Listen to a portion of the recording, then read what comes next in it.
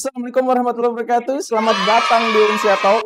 Obrolan seru penuh makna, bahagia serta syukur kita bisa bertemu lagi di bulan Ramadan tahun 2025 ini. Dan anyway, Civitas Akademika Unsia mengucapkan selamat menjalani ibadah puasa bagi yang menjalani.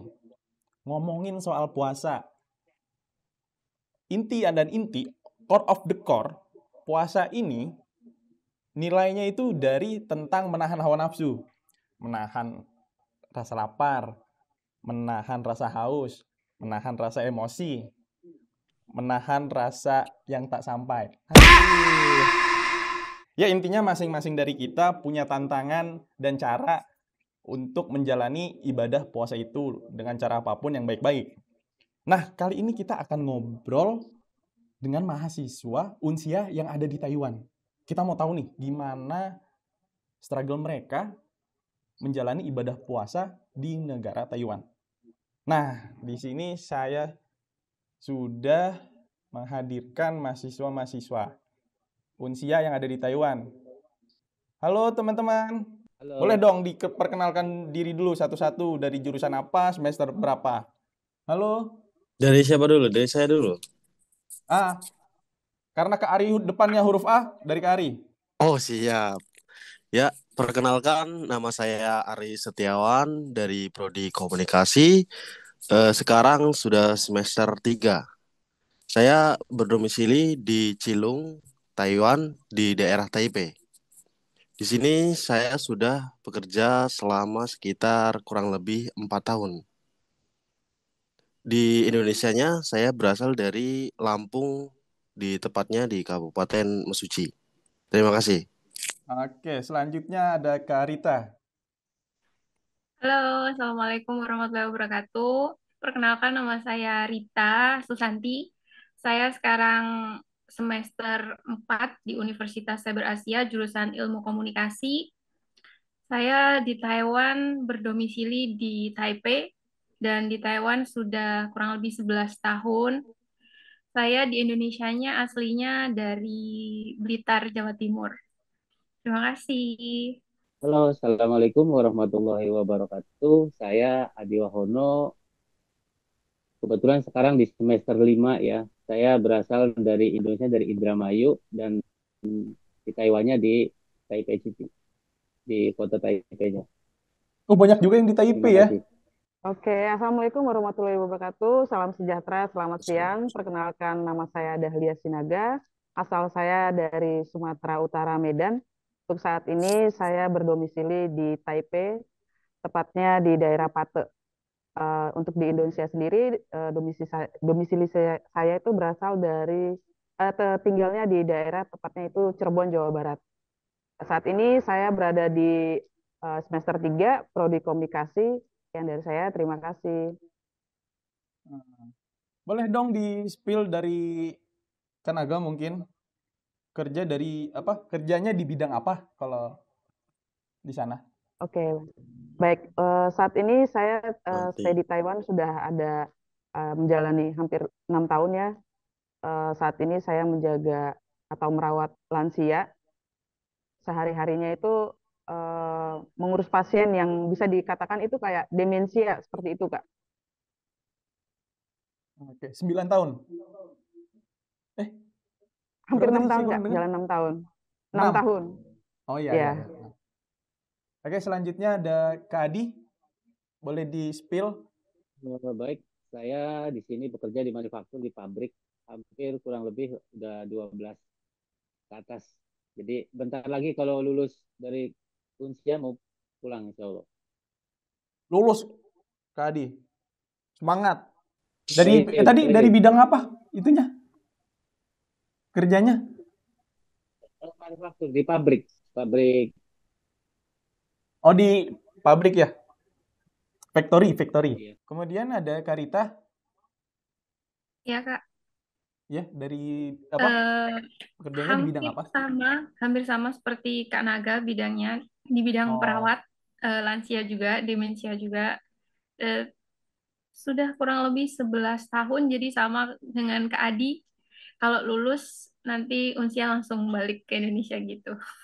Insya Allah, Anda doain lancar, berkah. Amin. Amin. Oh, dari Kak Ari, Amin, amin amin. katanya. Amin. Amin. Semoga Dah. sukses semua, lancar. Amin. Amin. Kak Ari di bidang apa? Kalau saya sendiri di bidang manufaktur sama kayak Kadi di bagian teknisi CNC RD. Apa tadi? Kurang kedengeran ya? Monektur, Manufaktur sama. manufaktur, Ya, teknisi CNC. tadi jurusannya apa? Komunikasi. Komunikasi. Mau tanya dong gimana suasana Ramadan di sana? Eh, Kalau dari saya sendiri menyambut suasana bulan Ramadan, alhamdulillah kemarin teman-teman satu pabrik kita langsung mau mengadakan dari waktu asar sampai ke malam di hari Minggu insya Allah tanggal 2 kita akan adakan yasinan bersama di asar, kemudian buka bersama di maghribnya, dan kita akan langsung lanjutkan tarawih bersama di sini. Jadi kita biar tidak menghilangkan suasana Ramadan di perantauan sini. Alhamdulillah. Kalau Kak Naga gimana tanggapannya? Saya merupakan salah satu mahasiswa yang nonis ya, maksudnya yang di luar dari agama Muslim. Eh, Bicara tentang Ramadan, saya mau membahas terkait toleransi ya.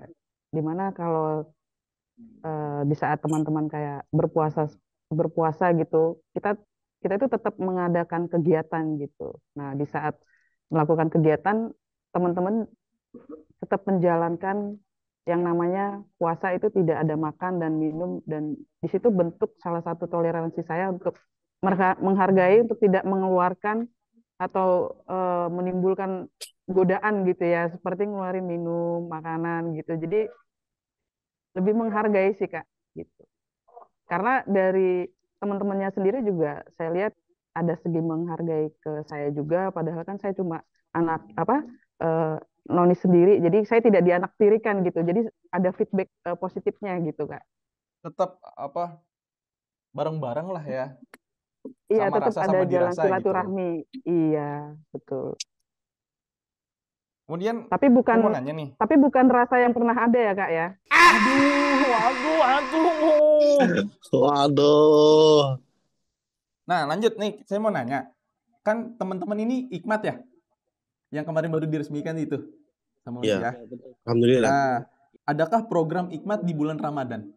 Kebetulan Ikmat itu ada acara Ikmat berbagi.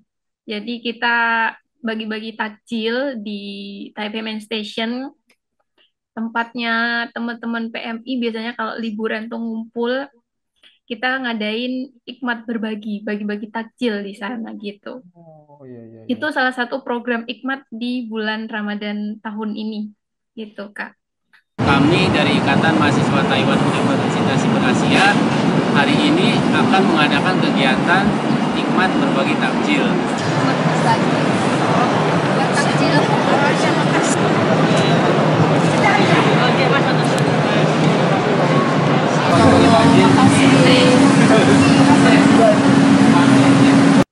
Kemudian kegiatan apa aja nih dari kakak-kakak di sana selama bulan Ramadan? Ya, selain kerja, kuliah, atau apa aja tuh? Di luar dari kegiatan kita, di luar dari perkuliahan, kita memang biasanya tiap bulan mengadakan kegiatan seperti kegiatan seminar atau kunjungan ke televisi, radio, dan eh, kegiatan-kegiatan positif yang bisa mengupgrade dari kita mahasiswa yang ada di eh, Taiwan gitu Kak. Termaksud kayak kegiatan Ramadan bukan hanya di tahun 2025 saja, tetapi di tahun sebelum-sebelumnya memang kita juga tetap mengadakan kegiatan walaupun itu menahan lapar, nafsu, dan menahan yang lainnya. Di samping ada Ikmat berbagi yang tadi disampaikan oleh Mbak Rita, nanti juga akan ada tadarus bersama gitu. Jadi yang akan kita laksanakan dalam program Ikmat di bulan Ramadan ini nanti ada tadarus bersama, jadi via Zoom.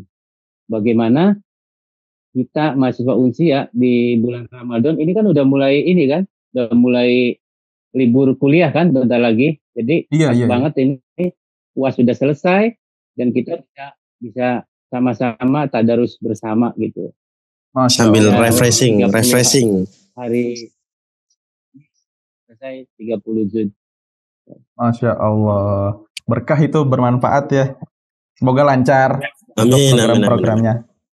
amin. Kemudian ada nggak kebiasaan yang jadi tradisi di saat bulan Ramadan di Taiwan sana? Dan saya coba jawab ya. Kalau dari saya sendiri, kebetulan sudah di Taiwan kan saya sudah 11 tahun kurang lebih.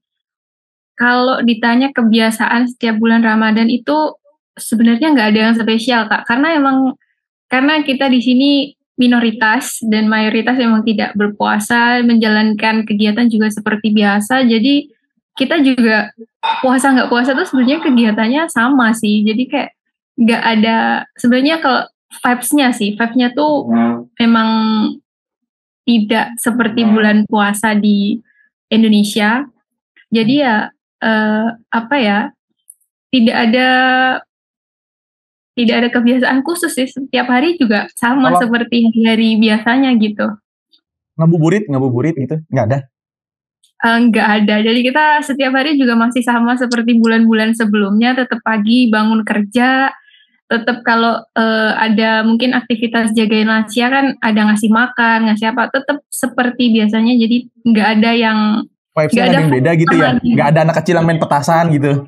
nggak ada. Oh, Nggak ada, Tour jadi on the road nggak ada gitu? nggak ada, jadi tidak seperti puasa tapi seperti tidak puasa gitu kalau di sini. Oh, tapi Tetap ada lihat nggak di sana orang yang makan bisa- gitu. misalkan nih, ada nggak di sana yang menanyakan, contoh kayak bagi-bagi takjil, ada nggak di sana yang menanyakan ini apa gitu?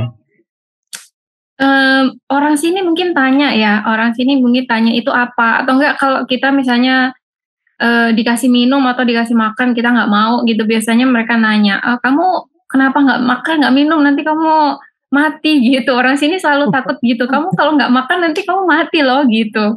Jadi kita harus menjelaskan, oh ini kita adalah muslim dan ini bulan ini kita berpuasa dari jam sekian sampai jam sekian, nggak boleh makan minum gitu. Soalnya kan orang sini tuh taunya mungkin oke, puasa, tapi puasa nggak boleh makan, tapi boleh minum dong gitu biasanya. Jadi kita harus menjelaskan biasanya kalau ada yang nanya gitu. Oh, tapi untuk berapa lama waktu berpuasanya di sana? Berapa jam? 12, 13? Oh, nggak nyampe sih, kurang lebih 8 jam, 9 jam ya. Karena kebetulan puasa tahun ini di musim dingin, karena musim dingin itu lebih cepat gitu, Kak. Kalau musim panas biasanya lebih panjang. Tapi ini kebetulan lagi musim dingin, jadi lebih cepat, sekitar 8 jam lah kurang lebih gitu. Ada nggak makanan khas saat momen puasa di sana? Kolak atau Nggak ada takjil yang gitu? spesial sih, nggak ada. Tapi ada nggak yang dikangenin dari makanan khas berpuasa saat di Indonesia? Apa ya? Kayaknya kalau makanan khas karena memang biasanya sih kolak gitu. Biasanya kolak kalau buka. Paling itu sih apa ya? Yang dikangenin itu pas waktu ini waktu minuman itu melepas dahaga itu seperti ya kayak cendol di sini kan jarang gitu. ya jarang ada gitu kan, kayak es gitu. Tapi kan di sana lagi musim Mungkin itu. dingin. Ya. Musim dingin tapi sama aja Kak. Kita tuh kalau ini pinginnya ya yang seger-seger Kak. Oh, Sama pengennya aja. seger-seger. Iya. Suhunya berapa di sana? Untuk sekarang sih nggak terlalu dingin ya. Sekitar udah 12 derajatan lah. 12 derajat. Iya. Saya AC 18 aja nggak dingin. Tuh masalahnya ini kenapa 12 derajat Kak Fajar merasa dingin, karena biasa di Arab kan ibaratnya Iya, panas yang bersama Iya, onta. bener. Allahu Akbar. Jadi itu yang membuat dingin kalau 12 derajat. Jadi gini Kak, sebenarnya kalau yang dikangenin sih hampir di sini produk Indonesia udah banyak ya. Jadi semuanya itu kayaknya ada gitu loh.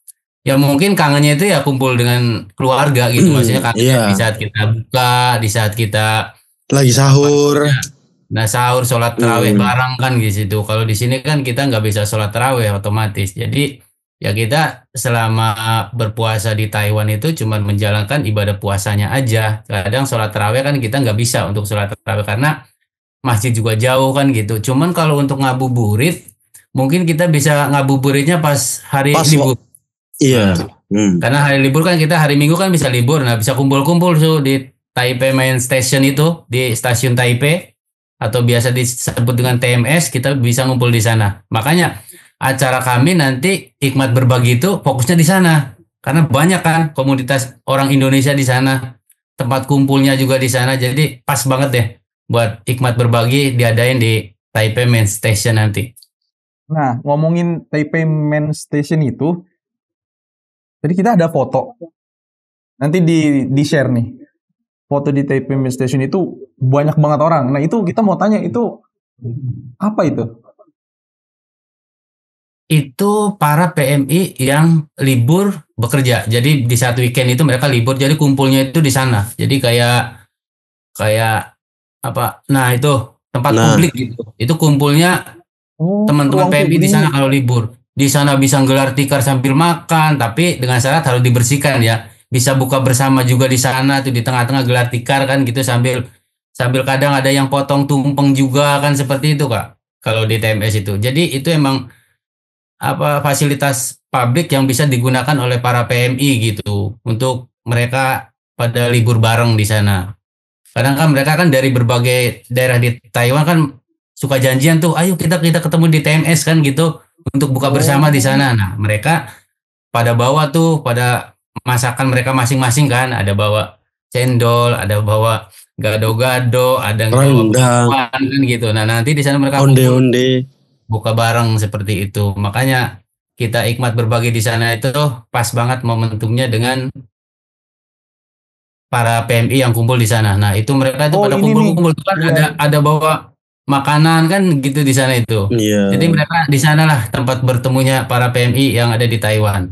Mm-mm. Terkadang juga bawa majikannya di situ kan sambil bertemu sama keluarganya yang di sini, mungkin temannya juga di sini. Berarti itu apa? Memang Hikmat sudah merencanakan di tempat sana. Memang pas banget ya momennya ya. Maksudnya vibes-nya dengan kalau kangen sama Nusantara ya udah ke sana gitu. Iya, betul. Betul, Kak. Tapi kita juga tadi ada video-video ya, kalau nggak salah ya. Iya, Kak, itu pilih sholat itu. Allah Subhanahu wa taala. Tidak ada salahnya takdirnya Allah, tapi kadang salahnya takdir kita menentukan siapa diri kita. Alhamdulillah, kita semuanya diizinkan sama Allah untuk bisa bersolat di sini. Ini adalah anugerah dari Allah Subhanahu wa taala. Dan kita doakan. Ini sampai berdiri.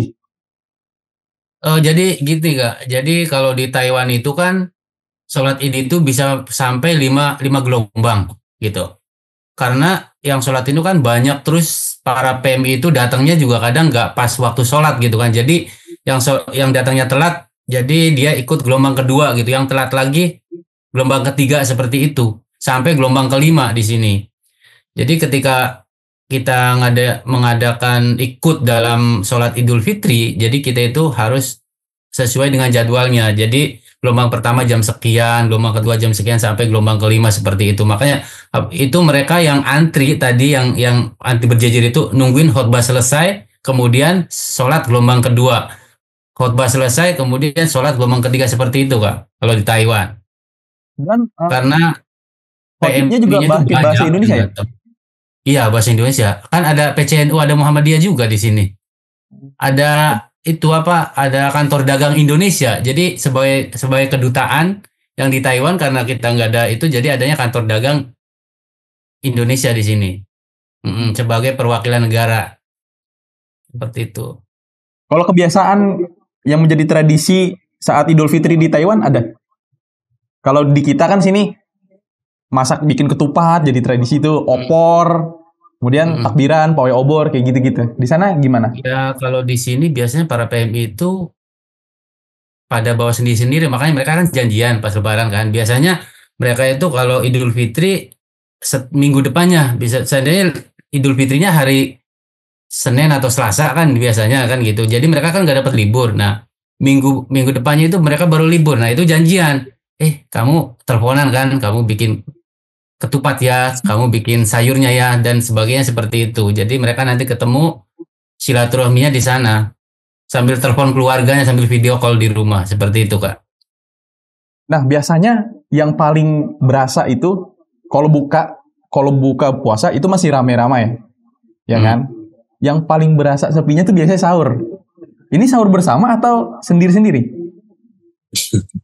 Kalau saya sendiri karena kerjanya malam, sahurnya sambil kerja, Kak. Ya Allah. Iya. Jadi begitu waktu sahur saya izin keluar istirahat dulu kan untuk makan sahur, habis itu baru langsung kerja lagi seperti itu. Yang Kalau penting Kari? puasanya lancar. Kalau saya sendiri sih kalau sahur karena aku di shift sore ya, jadi masih kebagian sahur di rumah. Tapi kalau buka puasanya aku di pabrik, jadi ya seadanya makanan yang ada di pabrik yang aku bawa ya buat buka gitu. Tapi kalau sahur ya kita bisa masak dulu di rumah atau di mes, jadi menyesuaikan apa yang kita ingin makan gitu. Berarti sahur sendiri tuh? Atau sama teman-teman? Ya sendiri. Kadang juga sama teman yang ketikanya shiftnya sama atau ketikanya dia puasa. Kan ada juga yang ya tahu sendirilah. Mungkin ada yang gak kuat atau memang dia itu terlalu ini. Ya kita juga mengerti lah ya. Ngerti. Kalau Karita? Kalau saya sih sebenarnya lebih banyak nggak sahur. Jadi pas buka puasa itu biasanya istirahat sebentar sekalian sama sahur gitu, buka sekalian sahur. Jadi malam biasanya udah nggak sahur kalau saya gitu. Biasanya jadi sih ketemunya gitu. di buka puasa aja. Iya, jadi satu gitu, buka sahur sekalian deh gitu, terus langsung tidur gitu biasanya. Oh.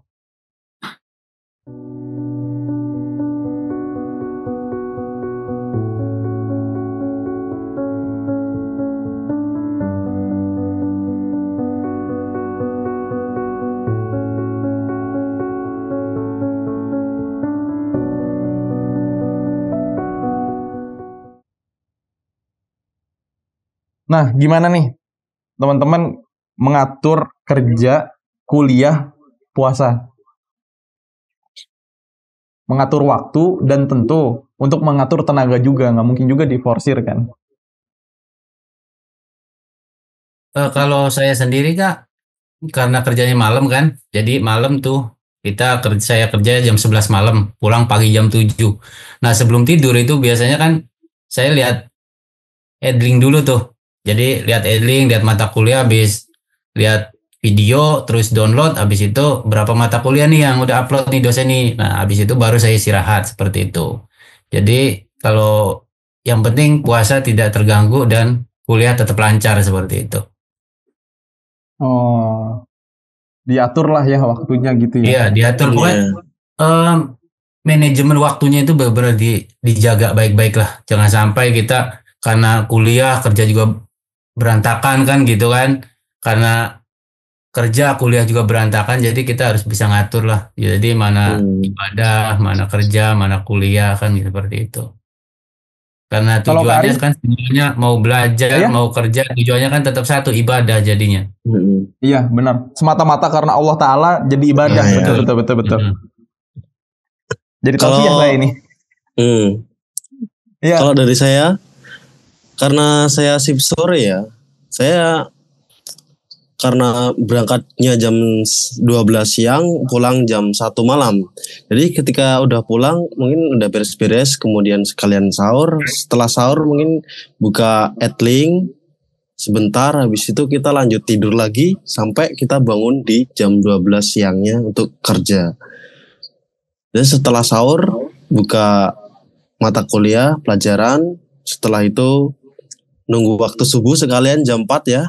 Nah, sekalian lah kita tidur sampai jam 11 kurang lebih.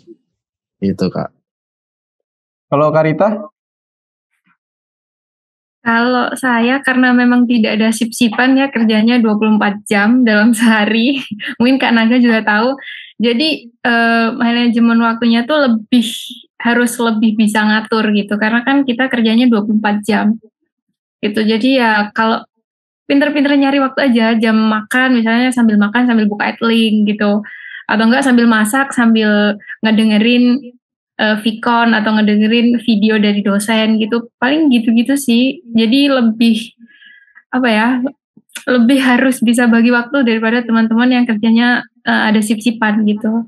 Jadi dibilang lebih capek iya. Jadi harus kembali ke niat aja. Niatnya pertama kuliah itu apa, kerja buat apa, kerja sambil kuliah. Jadi ya resikonya kita harus ya mungkin kurang tidur, kurang istirahat, ya nggak apa-apa. Itu memang sudah menjadi niat dari Konsekuensi lah awal. ya. Jadi iya udah, ya karena memang kita udah niat kan, jadi kita harus menjalankannya dengan ya seperti itu gitu. Kurang tidur, kurang istirahat ya.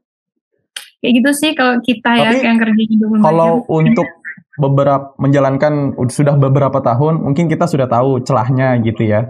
Oh seperti ini, seperti ini. Tapi kalau Betul. misalkan awal-awal ada nggak struggle-nya gitu? Kesulitannya, aduh.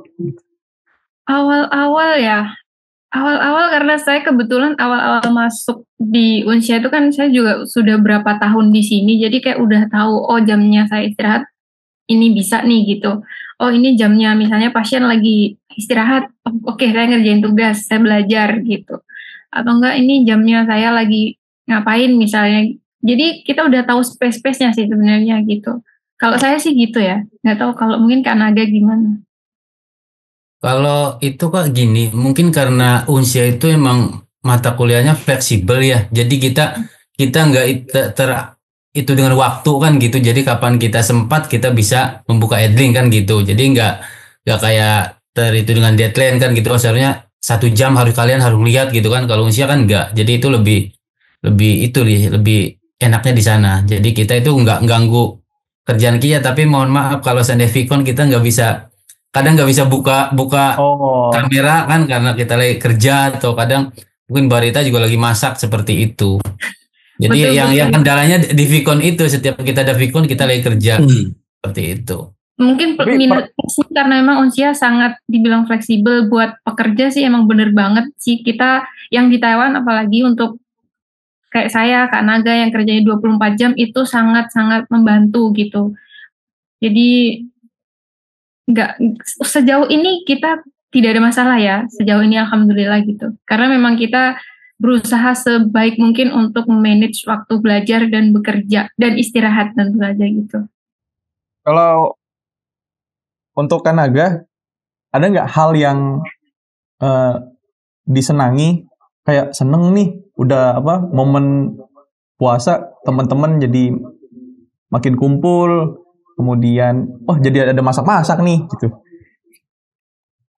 Ada nggak di momen itu? Oke, kalau bicara senengnya sebenarnya hampir tiap bulan juga di hampir tiap bulan, di setiap bulannya kita mengadakan kegiatan itu tidak pernah terlepas dari tidak ada kita makan-makan, baik itu kita beli ataupun kita bawa itu pasti ada gitu ya. Nah, yang bikin spesialnya ini pasti ada dong, kayak takjilnya, terus kayak ada opor ayamnya, itu beda gitu, beda dari menu-menu di hari-hari biasanya gitu Kak. Jadi berasa kalau saya tuh lagi ada di kampung sendiri gitu, karena walaupun saya nonis di Cirebon juga, saya tetap ikut gitu sama teman-teman, diundang gitu, yuk kita ngabuburit, yuk kita buka puasa, yuk kita bukber apa gitu, tetap ikut Kak. Jadi itu sih spesialnya Kak, lebih beda ngerasain makanannya gitu, momennya juga gitu beda. Iya. Dan memang ya semua atas perjuangan yang teman-teman jalani di sana, struggle-nya melewati itu, ya semoga bisa terlewati, karena intinya kita cuma bisa bertahan untuk melewati itu teman-teman. Terakhir, pesan dan tips untuk teman-teman mahasiswa lain yang menjalani puasa Ramadan di luar negeri. Untuk teman-teman mahasiswa Unsia yang ada di luar negeri, jadi kalian di sini kerja sambil kuliah, jangan lupa kalian mengatur waktu juga dengan sebaik-baiknya. Jangan sampai salah satu dari yang kita tuju itu terbengkalai. Misalnya kuliah terbengkalai, kerja terbengkalai, jadi kurang maksimal. Jadi wujudkan apa yang ingin kita capai dengan kerja sambil kuliah itu, dan semoga kita menjadi lulusan yang terbaik seperti itu. Intinya manfaatin waktu, manajemen waktu yang tepat agar kuliah semuanya jadi lancar. Kalau dari saya untuk teman-teman yang ada di luar negeri, semangat lalui rintangannya. Kalau dari saya, untuk teman-teman mahasiswa yang ada di luar negeri yang sedang berjuang untuk mencari nafkah dan menuntut ilmu, tetap semangat, kita pasti bisa. Gimana pun caranya kita pasti bisa. Selalu ada jalan untuk mencapai impian. Jadi tetap semangat, gak boleh nyerah, kita pasti bisa. We can do it.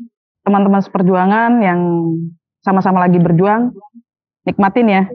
Kalau jika lagi ada di posisi susah, ya kita nikmatin. Lagi ada di posisi senang, kita nikmatin. Kenapa saya bilang posisi susah? Kayak berdasarkan pengalaman saya sendiri, seperti tadi yang dikatakan oleh Kak Adi ya, memanage waktu untuk kita mengerjakan setiap pembelajaran, tugas atau pembelajaran yang diberikan oleh para dosen gitu. Itu saya pernah ada di, sedikit curhat ya Kak ya, saya pernah ada di posisi menjaga pasien itu, pasiennya kan sudah sangat berumur ya, jadi dia itu suka senangnya keluar gitu. Di saat jam-jam Vicon, ya itu headset saya itu saya pasang di telinga sambil saya menggoes sepeda. Jadi itulah nikmatnya kita dari pengalaman saya sendiri, nikmatnya mengikuti kegiatan pembelajaran jarak jauh itu salah satu yang saya nikmatin ya seperti itu gitu. Jadi menikmati setiap goesan itu sambil menikmati setiap pembelajaran yang disampaikan oleh dosen. Jadi masing-masing dari